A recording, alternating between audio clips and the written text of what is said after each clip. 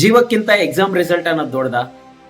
ಜೀವ ಇದ್ರೆ ಸಾವಿರಾರು ಎಕ್ಸಾಮ್ಸ್ ನ ಫೇಸ್ ಮಾಡಬಹುದು. ಆದರೆ ಒಂದ್ಸರಿ ಜೀವ ಹೋಯ್ತಂದ್ರೆ ಅಲ್ಲಿಗೆ ಹೆಂಡಾಗುತ್ತಲ್ವಾ. ಸೊ ಈ ವಿಡಿಯೋ ನೋಡ್ತಾ ಇರುವಂತ parents, students, brothers and sister, ದಯವಿಟ್ಟು ಯಾರು ಕೂಡ ಸ್ಕ್ರೋಲ್ ಡೌನ್ ಮಾಡಬೇಡಿ, ಕಂಪ್ಲೀಟ್ ಆಗಿ ಈ ವಿಡಿಯೋನ ನೋಡಿ. ಆಕ್ಚುಲಿ ನಿನ್ನೆ ಸೆಕೆಂಡ್ PUC ರಿಸಲ್ಟ್ ಅನ್ನೋದು ಅನೌನ್ಸ್ ಮಾಡಿದ್ರು 8 ಏಪ್ರಿಲ್ 2025. ಸೊ ತುಂಬಾ ಖುಷಿಯಾದ ವಿಚಾರ, ತುಂಬಾ ಜನ ಪಾಸ್ ಆಗಿದ್ದಾರೆ. And over all Karnataka state percentage 73% ಬಂದಿದೆ. ಬಟ್ ಲಾಸ್ಟ್ ಇಯರ್ಗೆ ಕಂಪೇರ್ ಮಾಡಿದ್ರೆ ಕಡಿಮೆ, ಇದು 81% ಲಾಸ್ಟ್ ಇಯರ್ ಬಂದಿತ್ತು, ಬಟ್ ಕಡಿಮೆ ಆಗಿದೆ. ಸೊ ಇದ್ರ ಬಗ್ಗೆ ನಾನು ಸಾಕಷ್ಟು ವಿಚಾರಗಳನ್ನ ಮಾತನಾಡೋಣ ಅಂತೇಳಿ ಸ್ಕ್ರಿಪ್ಟ್ ನ ರೆಡಿ ಮಾಡ್ಬೇಕಾದ್ರೆ ನನಗೆ ಗೊತ್ತಾದಂತ ವಿಷಯ ಏನಂತ ಹೇಳಿದ್ರೆ, ನಿನ್ನೆ ಎಕ್ಸಾಮ್ ರಿಸಲ್ಟ್ ಅನೌನ್ಸ್ ಆದ ನಂತರ 5 ಜನ PUC ಸ್ಟೂಡೆಂಟ್ಸ್ ಸೂಸೈಡ್ ಮಾಡ್ಕೊಂಡಿದ್ದಾರೆ.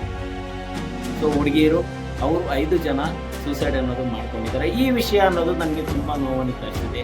ಯಾಕೆ ಅಂತ ಹೇಳಿದ್ರೆ, ಒಂದು ಎಕ್ಸಾಮ್ ಅಲ್ಲಿ ಫೇಲ್ ಆಗಿದ್ದಕ್ಕೆ ಅವರ ಒಂದು ಜೀವನನ ಅಲ್ಲಿಗೆ ಸ್ಟಾಪ್ ಮಾಡಿದ್ರಲ್ವಾ. ಸೊ ಈ ಒಂದು ವಿಚಾರವಾಗಿ ತುಂಬಾ ಅನ್ನೋದು ಬೇಜಾರಾಗಿದೆ. ಸೊ ಇದು ಎಷ್ಟು ಮಾತ್ರ ಸರಿ ನೀವೇ ಹೇಳಿ. ಯಾಕೆ ಅಂತ ಹೇಳಿದ್ರೆ, ಜೀವನ ಅನ್ನೋದು ಒಂದು ದೊಡ್ಡ ಜರ್ನಿ. ಇದರಲ್ಲಿ ಸಾಕಷ್ಟು ಎಕ್ಸಾಮ್ಸ್ ಬರ್ತವೆ, ಎಕ್ಸ್ಟ್ರಾ ಸಮಥಿಂಗ್ ತುಂಬಾನೇ ಬರುತ್ತೆ. ಅದನ್ನೆಲ್ಲ ನಾವು ಫೇಸ್ ಮಾಡ್ತಾ ಮುಂದೆ ಹೋಗ್ಬೇಕೆ ಹೊರತು ಒಂದು ಎಕ್ಸಾಮ್ ಅಲ್ಲಿ ನಾನು ಫೇಲ್ ಆಗಿದೆ ಅಂತೇಳಿ ಆ ಜೀವನನೇ ಸ್ಟಾಪ್ ಮಾಡೋದು ಎಷ್ಟು ಮಾತ್ರ ಸರಿ ಅನ್ನೋದು ತುಂಬಾ ರಾಂಗ್ ಥಿಂಗ್. ಇದಕ್ಕೆ ಹೊಣೆ ಯಾರು? ಪೇರೆಂಟ್ಸಾ, ಸೊಸೈಟಿನ, ಇಲ್ಲ ಒಂದು ಸ್ಟೂಡೆಂಟ್ಸ್ ಏನಾ? ರೀಸನ್ಸ್ ಏನೇ ಇದ್ರು ಕೂಡ ಅಲ್ಲಿ 5 ಜನ ಜೀವ ಆದ್ರೆ ಹೋಗಿದೆ ಅಲ್ವಾ. ಈ ಸುಸೈಡ್ ಅನ್ನೋದು ತುಂಬಾ ಒಂದು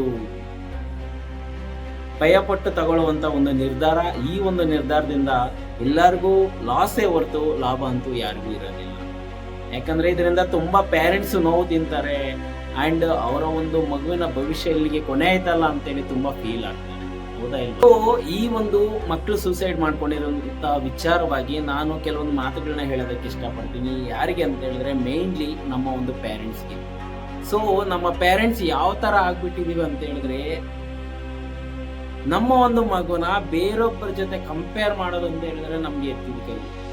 ಅವನ್ ತರ ಇಲ್ಲ, ಇವನ್ ತರ ಇಲ್ಲ, ಆ ಹುಡುಗಿ ಅಷ್ಟು ಚೆನ್ನಾಗಿದ್ದಾಳೆ, ಈ ಹುಡುಗಿ ಎಷ್ಟು ಚೆನ್ನಾಗಿ ಓದ್ತಿದ್ದಾಳೆ, ಹಿಂಗೆ ಮಾಡ್ತಿದ್ದಾರೆ, ಹಂಗೆ ಮಾಡ್ತಿದ್ದಾರೆ. ನಾವು ಮತ್ತೆ ಯಂಗ್ಸ್ಟರ್ಸ್ ಅಕಾಡೆಮಿ ಟೀಮ್ ಅನ್ನೋದು ಲಾಸ್ಟ್ 2024-25 ಇಯರ್ ಅಲ್ಲಿ 12 ಹೈಸ್ಕೂಲ್ ಸ್ಟೂಡೆಂಟ್ಸ್ಗೆ ಟ್ರೈನಿಂಗ್ ಮಾಡಿದ್ವಿ, 3 PUC ಕಾಲೇಜ್ ಸ್ಟೂಡೆಂಟ್ಸ್ಗೆ ಟ್ರೈನಿಂಗ್ ಮಾಡಿದೀವಿ, ಅಂಡ್ 2 ಡಿಗ್ರಿ ಕಾಲೇಜ್ ಸ್ಟೂಡೆಂಟ್ಸ್ಗೆ ಅನ್ನೋದು ಟ್ರೈನಿಂಗ್ ಮಾಡಿದ್ದೀವಿ. ಇಲ್ಲಿ ಎಲ್ಲಾ ಪ್ಲೇಸ್ ಅಲ್ಲೂ ಕೂಡ ಡಿಫ್ರೆಂಟ್ ಸ್ಟೂಡೆಂಟ್ಸ್ ಅನ್ನೋದು ಇದ್ದಾರೆ. ಅವರ ಒಂದು ಮೈಂಡ್ ಸೆಟ್ ಬೇರೆ ಬೇರೆ ತರ ಇದೆ, ಅಂಡ್ ಅವರ ಒಂದು ಥಾಟ್ಸ್ ಬೇರೆ ಬೇರೆ ತರ ಇದೆ, and they have unique talent. ಒಬ್ಬೊಬ್ರು ಅಂತ ರೀತಿಯಂತ ಟ್ಯಾಲೆಂಟ್ ನ ಇಟ್ಕೊಂಡಿದ್ದಾರೆ. ಸೊ ಅದನ್ನ ನಾವು ಗುರುತಿಸಿ ಆ ಒಂದು ಮಗುಗೆ ಎನ್ಕರೇಜ್ ಕೊಡೋದರ ಬದಲಿಗೆ, ಅವ್ರು ಆ ತರ ಮಾಡ್ತಿದ್ದಾರೆ, ನೀನ್ ಆ ತರ ಮಾಡ್ತಿಲ್ಲ, ಅವ್ನು ಆ ತರ ಇದ್ದಾನೆ, ನೀನ್ ಆ ತರ ಇಲ್ಲ, ಆ ಹುಡುಗಿ ಆ ತರ ಇದ್ದಾಳೆ, ನೀನ್ ಈ ತರ ಇಲ್ಲ ಅಂತೇಳಿ ಹೇಳೋದು ಎಷ್ಟು ಮಾತ್ರ ಸರಿ? ಆ ಮಗುಗೆ ಯಾವ್ದ್ರಲ್ಲಿ ಇಂಟ್ರೆಸ್ಟ್ ಇದೆ, ಆ ಮಗುವಿನ ಟ್ಯಾಲೆಂಟ್ ಏನು, ಆ ಮಗುವಿನ ಸ್ಟ್ರೆಂತ್ ಏನು, ವೀಕ್ನೆಸ್ ಏನು ಅನ್ನೋದು ತಿಳ್ಕೊಂಡು ಆ ಮಗುವಿಗೆ ಸಪೋರ್ಟ್ ಮಾಡ್ಬೇಕಾಗಿರುವಂತ ಕರ್ತವ್ಯ ಎಲ್ಲ ಪೇರೆಂಟ್ಸ್ಗೂ ಇದೆ. ಬಟ್ ನಾವು ಏನ್ ಮಾಡ್ತೀವಿ ಗೊತ್ತಾ, ಈ ಒಂದು ಜನ ಮಾತು ತುಂಬಾ ಚೆನ್ನಾಗಿ ಹೇಳ್ಕೊಡ್ತೀವಿ. ಹೆಂಗಂದ್ರೆ ನಮ್ ಜನರು ಅವ್ರ ಮನೆಯಲ್ಲಿರುವಂತ ದೋಸೆಗೆ ತೂತಿದೆ ಅನ್ನೋದು ಯಾರಿಗೂ ಕೂಡ ಕಾಣಿಸೋದಿಲ್ಲ, ಆದ್ರೆ ಊರಲ್ಲಿರುವಂತ ಎಲ್ಲಾ ಮನೆಗಳ ದೋಸೆಗಳ ತೂತು ಕೂಡ ಅವ್ರಿಗೆ ಕಾಣಿಸುತ್ತೆ. ಇದನ್ನ ತುಂಬಾ ಚೆನ್ನಾಗಿ ಹೇಳ್ತಾ ಇರ್ತಾರೆ. ಬಟ್ ಅಂತವ್ರ ಮಾತುಗಳಿಗೆ ನಾವು ಕಿವಿ ಕೊಟ್ಟು ನಮ್ಮ ಒಂದು ಮಕ್ಕಳ ಮೇಲೆ ಪ್ರೆಷರ್ ಹಾಕೋದು ಎಷ್ಟು ಮಾತ್ರ ಸರಿ? ಸೊ ನನ್ನ ಅನಿಸಿಕೆ, ನನ್ನ ಒಂದು ಎಕ್ಸ್ಪೀರಿಯನ್ಸ್ ಪ್ರಕಾರ ಹೇಳ್ತಾ ಇದ್ದೀನಿ. ಏನು ಅಂತ ಹೇಳಿದ್ರೆ, ಒಂದು ಎಕ್ಸಾಮ್ ನ ಫೇಲ್ ಆಗಿದ ತಕ್ಷಣ ಆ ಮಗು ಒಂದು ಲೈಫ್ ಅಲ್ಲಿಗೆ ಸ್ಟಾಪ್ ಆಗೋದಿಲ್ಲ, ಅದು ಕಂಟಿನ್ಯೂ ಆಗುತ್ತೆ. ಆ ಮಗು ಮುಂದೆ ದೊಡ್ಡ ಅಚೀವ್ಮೆಂಟ್ ಮಾಡುವಂತ ಪಾಸಿಬಿಲಿಟೀಸ್ ಕೂಡ ತುಂಬಾ ಇರುತ್ತೆ. ಸೊ ಹಾಗಾಗಿ ಯಾವತ್ತೇ ಆಗ್ಲಿ, ಯಾವುದೇ ಒಂದು ಎಕ್ಸಾಮ್ ಅಲ್ಲಿ ಮಗು ಫೇಲ್ ಆಗಿದೆ ಅಂತ ಹೇಳಿದ ತಕ್ಷಣ ಆ ಮಗುನ ದೂಷಣೆ ಮಾಡೋದನ್ನ ಬಿಟ್ಟು ಆ ಮಗುವಿನ ಹತ್ರ ತಗೊಂಡು ಆ ಮಗುವಿಗೆ ಕಾನ್ಫಿಡೆನ್ಸ್ ಕೊಡೋದು ತುಂಬಾ ಮುಖ್ಯ. ಸೊ ಈ ಒಂದು 5 ಜನ ಜೀವ ಹೋಗಿದೆ ಅಲ್ವಾ, ಆ ಮುಂದೆ ಆ 5 ಮಕ್ಕಳು ಏನ್ ಆಗ್ತಿದ್ರು ಅಂತೇಳಿ ಯಾರು ಕೂಡ ಡಿಸೈಡ್ ಮಾಡುವಂತವ್ರಿಲ್ಲ. ಬಟ್ ಆ ಒಂದು 5 ಲೈಫ್ ಅನ್ನೋದು ಅಲ್ಲಿಗೆ ಎಂಡ್ ಆಗಿದೆ ಅಲ್ವಾ, ತುಂಬಾ ದುಃಖದ ಸಂಗತಿ. ಸೊ ಹಾಗಾಗಿ ಡಿಯರ್ ಪೇರೆಂಟ್ಸ್, ನಿಮ್ಮ ಒಂದು ಮಕ್ಕಳ ಮೇಲೆ ನೀವು ಬಿಲೀವ್ ಇಡ್ರಿ, ಆ ಮಕ್ಕಳಿಗೆ ಕಾನ್ಫಿಡೆನ್ಸ್ ಅನ್ನೋದು ನೀವು ಕೊಡ್ರಿ.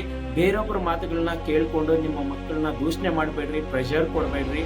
ಆ ಮಕ್ಕಳನ್ನ ಯಾವ ರೀತಿ ಮುಂದೆ ಹೋಗ್ಬೇಕು ಅನ್ನೋದ್ರ ಬಗ್ಗೆ ಕಾನ್ಫಿಡೆನ್ಸ್ ಕೊಟ್ಟು ಮುಂದೆ ಕರ್ಕೊಂಡು ಹೋಗ್ಬೇಕಾಗಿರುವಂತ ಜವಾಬ್ದಾರಿ ನಿಮ್ದಾಗಿರುತ್ತೆ.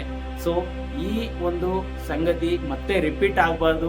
ನೆಕ್ಸ್ಟ್ ಯಾವುದೇ ಎಕ್ಸಾಮ್ಸ್ ಅಲ್ಲಿ ಕೂಡ ಮಕ್ಕಳು ಅನ್ನೋದು ಈ ರೀತಿ ಒಂದು ಕೆಟ್ಟ ಒಂದು ಡಿಸಿಷನ್ ನ ತಗೋಬಾರ್ದು ಅಂತೇಳಿ ಕೇಳ್ಕೊಳ್ತಾ, ಯಾರಾದ್ರೆ ಮಕ್ಕಳು ಜೀವ ಹೋಗಿದೆ ಅಲ್ವಾ, ಅವ್ರ ಆತ್ಮಕ್ಕೆ ಶಾಂತಿ ಸಿಗಲಿ. ಇದು